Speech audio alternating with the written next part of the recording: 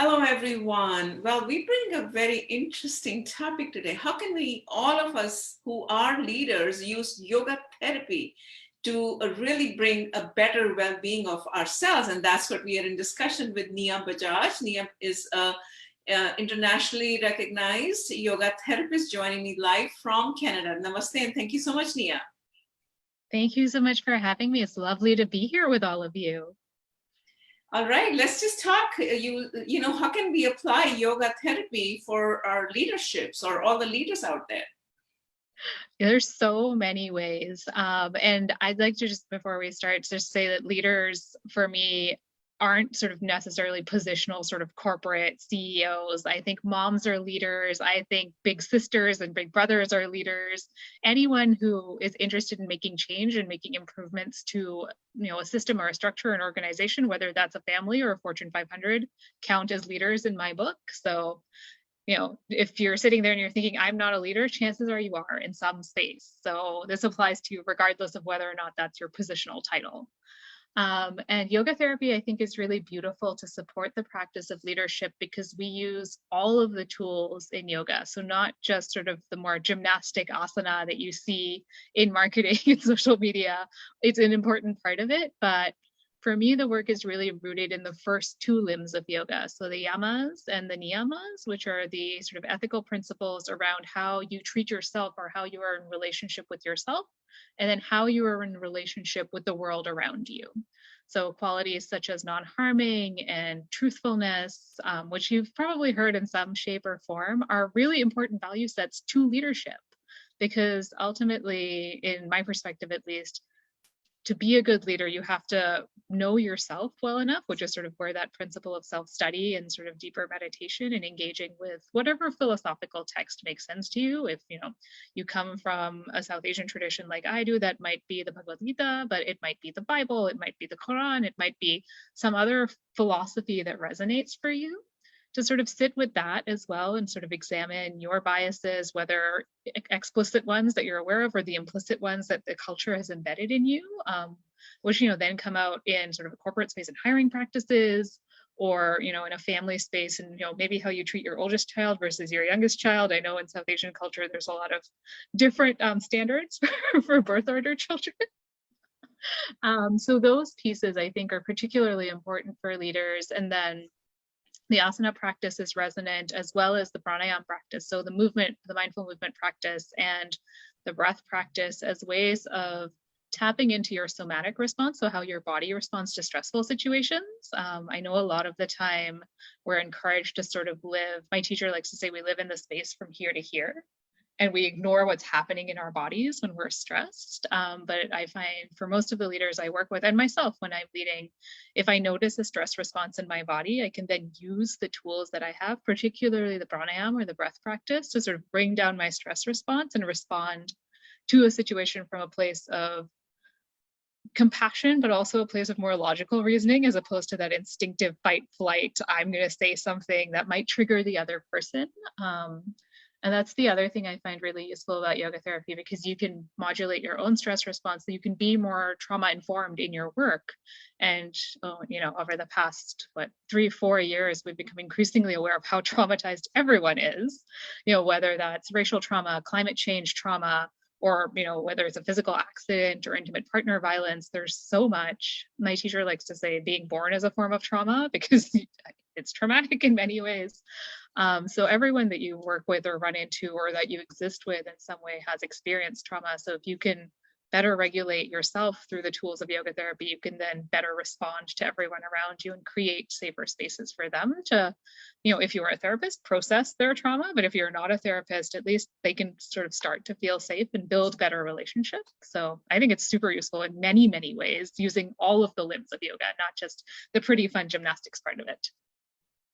I think that's fascinating. So talk to us a little bit about difference between yoga and yoga therapy, in the sense like, you talk about, because most of us don't understand. We look at the acrobatics and the asanas and the cool Lululemon and we said, oh my God, that's really cool to do, right? But that is so, explain us, if all of us are stressed out, and how can we apply yoga therapy? Yeah, absolutely. So yoga therapy is just the therapeutic application of all of the limbs of yoga. So there are 8 of them. Mass media makes us think there's one, maybe two. So asana, and then if you're lucky, you might be aware of pranayam practice. So the breath practice. But you can use all 8 of them. When I work with my students as a therapist, we, initially will explore movement because that's what people generally come to me looking for, because that's what they know when they think about yoga, or that's what their doctor said. Oh, you have a shoulder injury, go see a yoga therapist. And so they come expecting to do some movement. And then we will usually integrate the breath practice, because if you're not breathing well, or if the movement is making you stressed and your breath is constricted, it will only cause more problems in the long term because your nervous system is responding in a way that's not helpful. And so those are usually the first 2 tools I will use, and tools that are, depending on your mobility, accessible to everyone.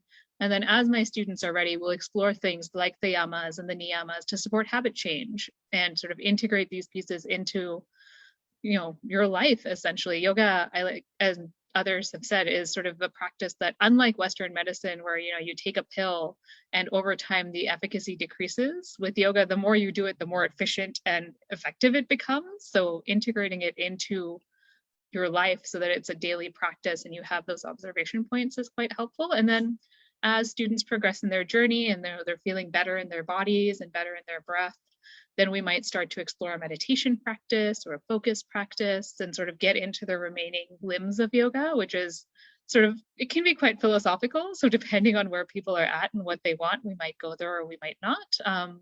But those can be really useful tools for dealing with things like grief or loss, which a lot of us are dealing with in various shapes and forms given COVID. I know I've lost grandparents and really good friends, both to illness and to complications from illness. And so being able to sit and sort of do that self-study work with those philosophical texts has been really grounding for me. So it offers really tools over the course of your life that you can use in pretty much any situation, whether you're, in a triggering situation with your boss, or your kid has done something or said something that's really upset you, to sort of return to that state of balance and grounding, and then approach things from a place of compassion and relationship versus, being reactive and then maybe exacerbating a situation. Okay, so talk to us a little bit about, we all know about asanas and breath work, and we are Mm. oblivious of the rest of the limbs that you talked about. So can Mm. you expand a little bit on what other limbs are, what does it entail, in a simple way that we can all understand what to do? Yeah, for sure.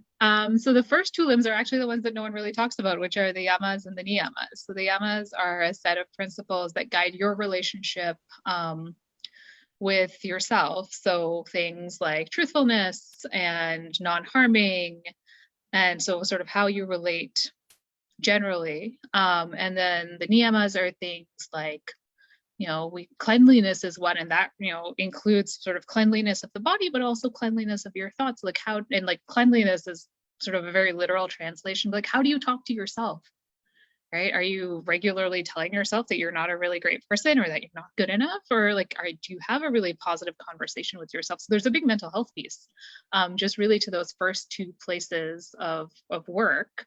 And then from there, sort of the asana practice is, most people think it's a movement practice, but it's really designed so you can sit comfortably in meditation. So it's, you move all of your joints and all of the ranges of motion. So then you can sit and do the dharana practice, which is sort of the 5th step of the work.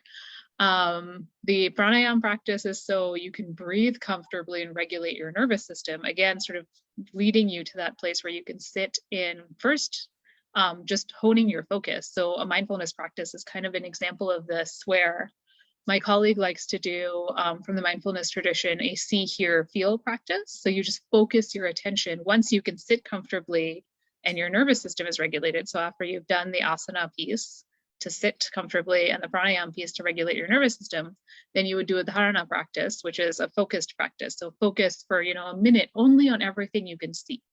Focus for a minute on only everything you can hear. Focus for a minute on only the things that you can feel, just to sort of build that mental muscle, as opposed to constantly rapidly task switching, which our current environment encourages us to do.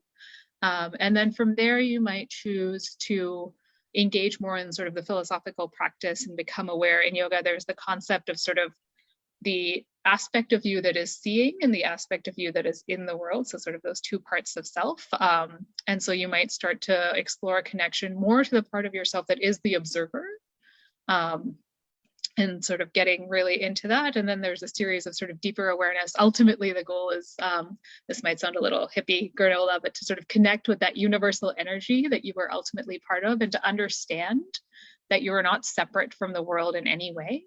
Like, we are all connected because we're the same energetic matter. And, that sounds a little spiritual. It's a little bit religious for some people. And so depending on your faith tradition or your practice, that might be the route that you choose to take instead of sort of the yogic route, as it were.